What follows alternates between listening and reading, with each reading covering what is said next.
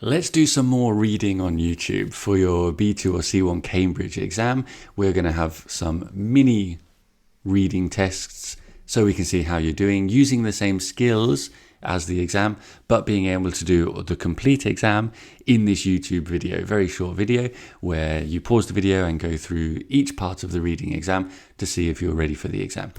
Our first text is going to be about heat stroke, being too hot.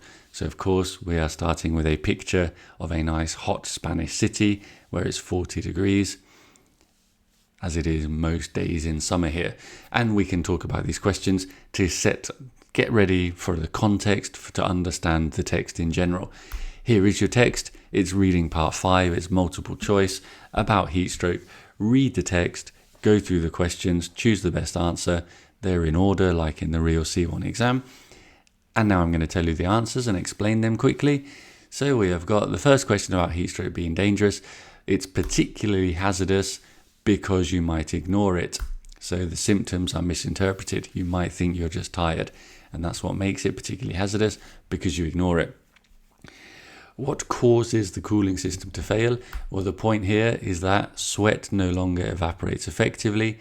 So there are conditions leading to sweat not evaporating. They're all similar, but that's the main point that actually makes it fail. And the third question, the concern in the final paragraph, the general idea is about it's underestimated a lot, so people minimize it, right? They underestimate it, meaning they minimize the risk. The best answer there, A, for the general, most important idea of the paragraph. So you've got 3 questions, 2 marks each. Give yourself a score out of 6. As I say in all of these, note down new vocab, anything you learn. These are definitely C1 style reading texts in terms of topic, style, question. So you should be understanding most of these words and general ideas. If you're not, take your time, work on it, look things up, leave a comment until you do understand it. As we move on, and we are now going to talk a little bit about financial crashes. You often find on the C1 exam some of these difficult adult topics, finance, psychology, these kind of questions, work. So we've got a text on it and it's about financial crashes. Here are some general questions that are interesting to dream about, even if they're not always going to be happening. But will there be a financial crash and so on? Let's read about it. We have got 4 different texts talking about the potential future financial crash, or maybe it's happened by the time this video comes out. And you need to compare and contrast the texts and the ideas in them and answer these questions. Pause the video and answer the questions yourself, because I'm now going to tell you the answers as we explain them and go through them. So text A says that they tend to echo patterns. They are similar.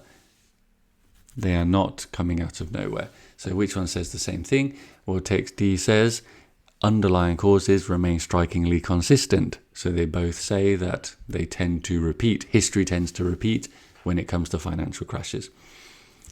Text B, talking about trade, can actually stabilize economies. So trade might help it, meaning the financial crash might be not so bad or might not happen, because trade is more diverse and there's always going to be a way of making money. And text C says trade can be a buffer rather than a trigger, meaning something that stops the impact being so hard, like a bit of a shield or a cushion. So it helps, basically. They're both saying trade can help. And which one is overall different about the severity? Well, let's go through them. In text A, it will have far-reaching consequences. It will be severe. In text B, it may be more forgiving. So we instantly have a difference. The answer is going to be A or B. What did the other one say? Forgiving, meaning not so bad. It's going to forgive you. It's not going to punish you too badly. Text C says almost certainly widespread repercussions, more serious. And text D, substantial in scale, again more serious. Text B says it's not so serious, so the answer is B. D, C, B. 6 marks, keep your score. We'll move on to the next part of the exam, which is about chewing gum and banning chewing gum. What do you think about chewing gum? Do you chew gum? Are you a child or an adult? I don't chew gum, but if you do, hey, not that there's anything wrong with that, right? And other such questions about the rules we have in society as we read our text about chewing gum in Singapore, which is famously banned, completely banned, prohibited. You need to put the best paragraph in each gap so that the ideas connect together in a logical way. Pause the video and we'll now go through the answers. So our first paragraph is mostly about the origins and understanding it. And in text B, we have the initial justification. This is why the ban exists. This is how you understand it. Practical concerns and so on. So the answer is B. In our second paragraph, we have a bit of the history about shaping behavior and about how we can ban it to change people's customs. And then in A, we have other reasons for why this exists. So like the reasons of the specific reasons of one reason is this, the other reason is this. So the best answer is A. And our third paragraph is about the critics of this ban and how it's encroaching on your liberty and making you should be able to chew gum as an individual.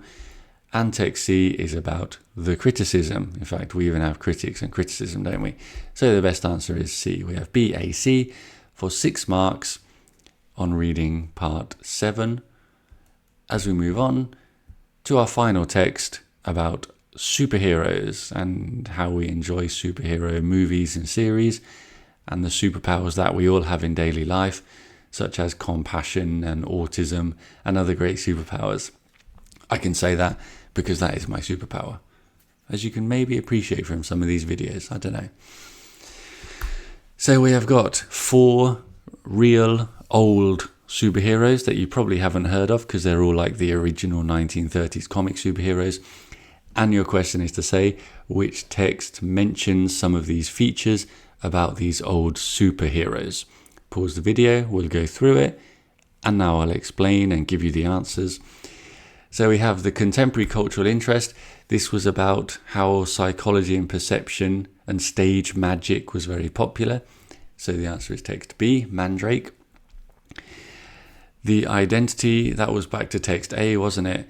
He had a generation of successors, so it's long-term generations, and he wasn't unique himself because he was always a different person. So it's text A.